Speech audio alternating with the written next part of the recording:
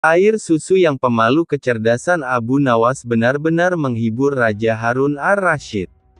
Suatu saat sang raja terlihat murka melihat pekerjaan pengawal kerajaan yang selalu tidak beres. Setelah diselidiki, ternyata para pengawal itu suka mabuk-mabukan. "Wahai pengawalku semua, sudah sering aku peringatkan agar engkau jangan mabuk-mabukan," ujar Raja Harun. Para pengawal kerajaan terlihat begitu gemetar. Mereka tak berani menatap mata rajanya. Kepala mereka tertunduk sebagai pengakuan rasa bersalah.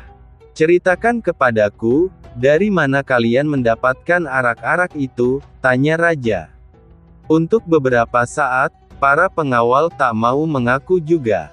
Namun, ketika Raja Harun membentak, akhirnya mereka mengaku juga. "Abu Nawaslah yang membawa arak-arak itu ke istana, kami juga diajari mabuk-mabukan olehnya," ujar salah seorang pengawal. "Jika demikian, cepat bawa Abu Nawas ke hadapanku, kalau tidak, kalian semua harus menerima hukuman dariku," ujar Raja Harun. Keesokan harinya berangkatlah beberapa pengawal kerajaan ke rumah. Sesampainya di rumah Abu Nawas. Sesampainya di rumah sederhana Abu Nawas, mereka kemudian memberitahukan maksudnya. "Bawalah botol ini ke hadapan raja dan katakan semua ini atas perintahku," ujar salah satu pemimpin pengawal itu. "Tunggu dulu, dengan minuman arak ini, aku pasti akan dihukum oleh raja," kata Abu Nawas.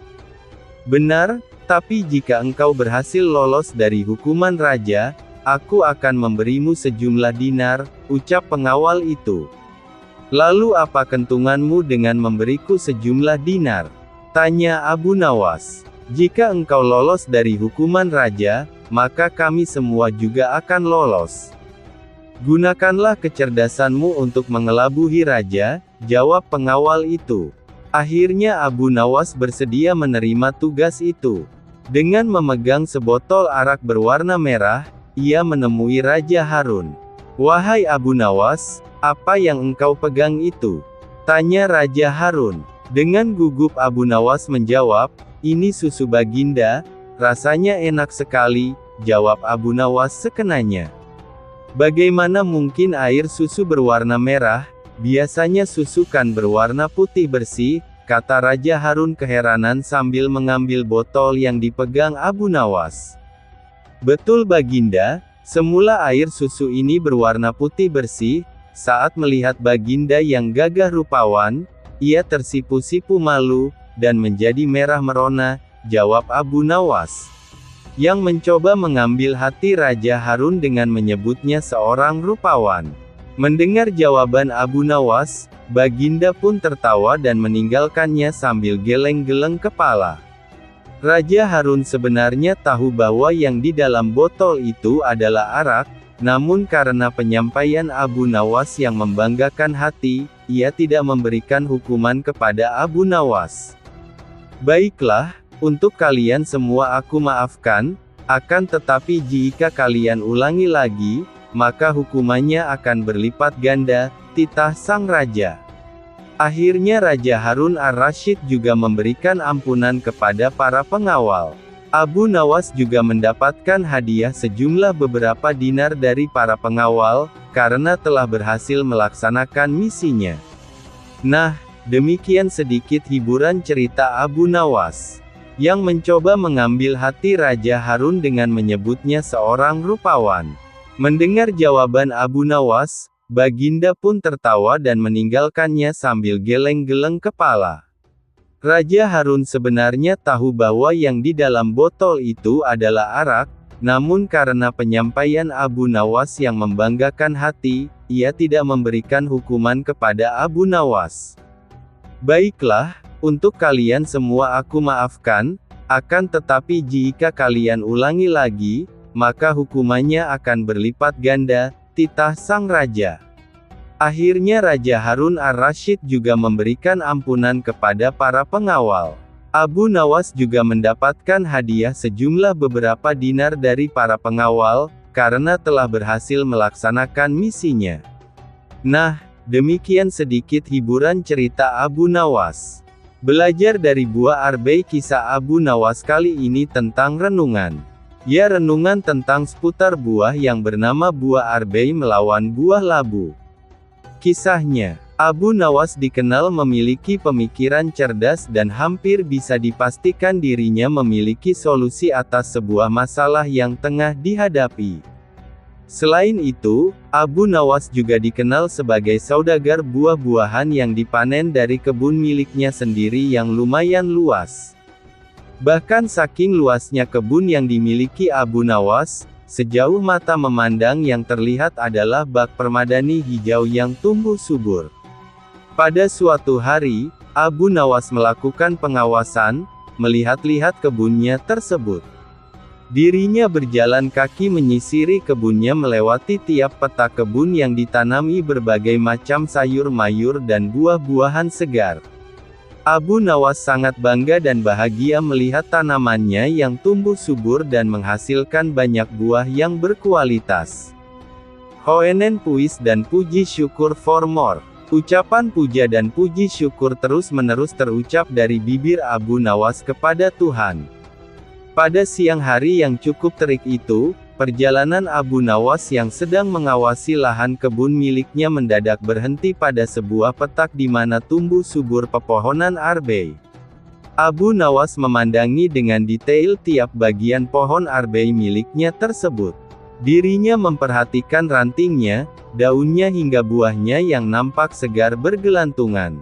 Karena terik matahari begitu panas tepat di atas kepala dan dirinya merasa lelah, Abu Nawas kemudian berhenti dan beristirahat di bawah pohon arbei yang lebat. Bekal makanan yang sudah disiapkan oleh istrinya segera dibuka dan disantapnya. Kali ini makanan yang dia bawa tidak pedas-pedas amat, sangat enak gumamnya dalam hati. Dengan ditemani semilir angin yang sepoi-sepoi, Abu Nawas puas menikmati makanan dari istrinya tersebut. Setelah kenyang, dirinya menyandarkan diri pada batang pohon arbei sambil melihat ke atas, dilihatnya buah arbei yang ranum. Sesaat itu pula dirinya memandangi buah labu yang ada di petak seberang, betapa besar buahnya serta ranum. Bukan Abu Nawas kalau dirinya hanya memandang saja. Ya, seperti biasa, Abu Nawas mulai merenungi buah-buahan yang tumbuh segar dari kebun miliknya. Bukan Abu Nawas kalau dirinya hanya memandang saja. Ya, seperti biasa, Abu Nawas mulai merenungi buah-buahan yang tumbuh segar dari kebun miliknya. Tiba-tiba saja terlintas sebuah pemikiran di benak Abu Nawas. Aku itu heran, apa sebabnya ya pohon arbei yang sebesar ini namun buahnya hanya kecil saja. Padahal, pohon labu yang merambat dan mudah patah saja bisa menghasilkan buah yang besar-besar, ujar Abu Nawas dalam hati.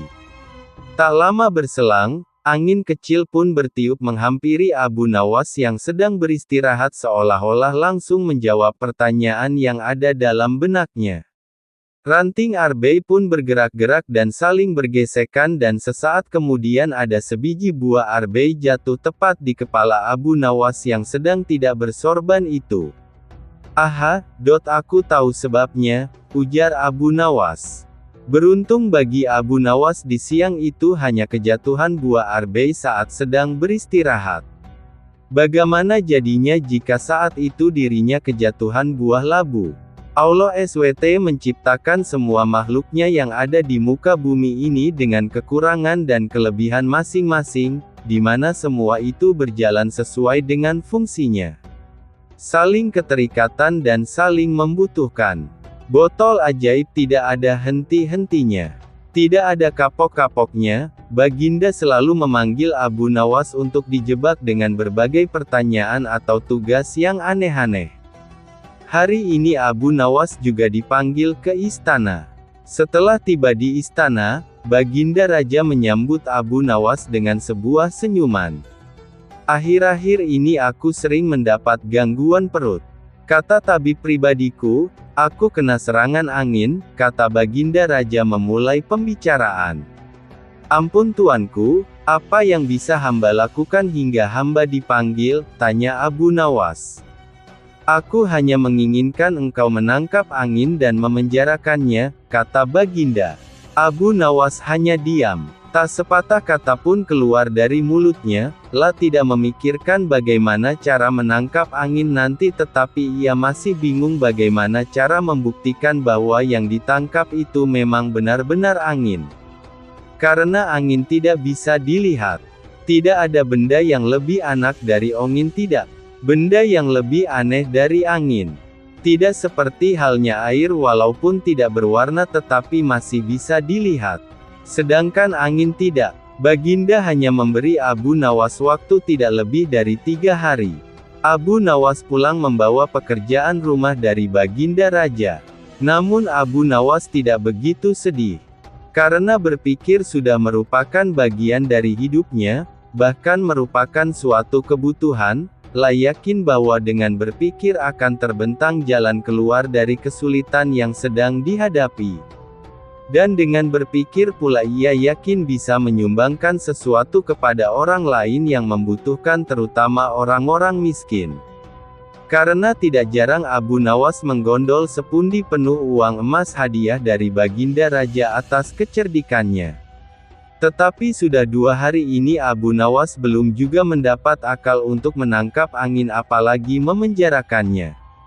Sedangkan besok adalah hari terakhir yang telah ditetapkan Baginda Raja. Abu Nawas hampir putus asa. Abu Nawas benar-benar tidak bisa tidur walau hanya sekejap. Mungkin sudah takdir, sepertinya kali ini Abu Nawas harus menjalani hukuman karena gagal melaksanakan perintah Baginda. La berjalan gontai menuju istana. Di sela-sela kepasrahannya kepada takdir ia ingat sesuatu, yaitu Aladin dan lampu wasiatnya. Bukankah jin itu tidak terlihat? Abu Nawas bertanya kepada diri sendiri, La berjingkrak girang dan segera berlari pulang. Sesampai di rumah ia secepat mungkin menyiapkan segala sesuatunya kemudian menuju istana. Di pintu gerbang istana Abu Nawas langsung dipersilahkan masuk oleh para pengawal karena Baginda sedang menunggu kehadirannya. Dengan tidak sabar Baginda langsung bertanya kepada Abu Nawas. "Sudahkah engkau berhasil memenjarakan angin, hai Abu Nawas?" "Sudah Paduka yang mulia," jawab Abu Nawas dengan muka berseri-seri sambil mengeluarkan botol yang sudah disumbat. Kemudian Abu Nawas menyerahkan botol itu.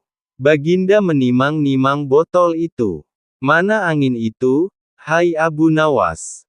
tanya Baginda. "Di dalam, Tuanku yang mulia," jawab Abu Nawas penuh takzim. "Aku tak melihat apa-apa," kata Baginda Raja.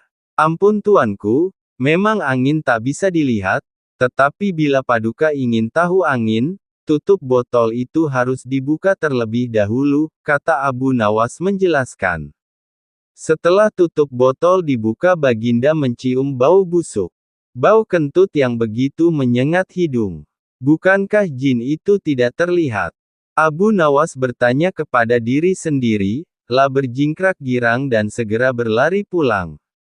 Sesampai di rumah ia secepat mungkin menyiapkan segala sesuatunya kemudian menuju istana.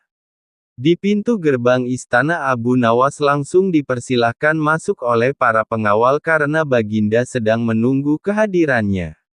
Dengan tidak sabar Baginda langsung bertanya kepada Abu Nawas. "Sudahkah engkau berhasil memenjarakan angin, hai Abu Nawas?"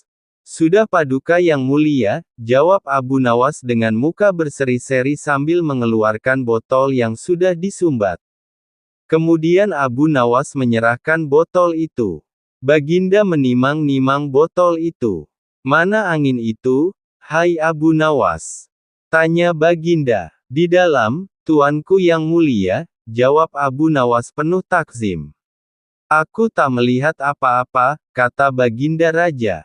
"Ampun Tuanku, memang angin tak bisa dilihat, tetapi bila Paduka ingin tahu angin, tutup botol itu harus dibuka terlebih dahulu," kata Abu Nawas menjelaskan. Setelah tutup botol dibuka Baginda mencium bau busuk. Bau kentut yang begitu menyengat hidung. Bau apa ini, hai Abu Nawas? Tanya Baginda marah.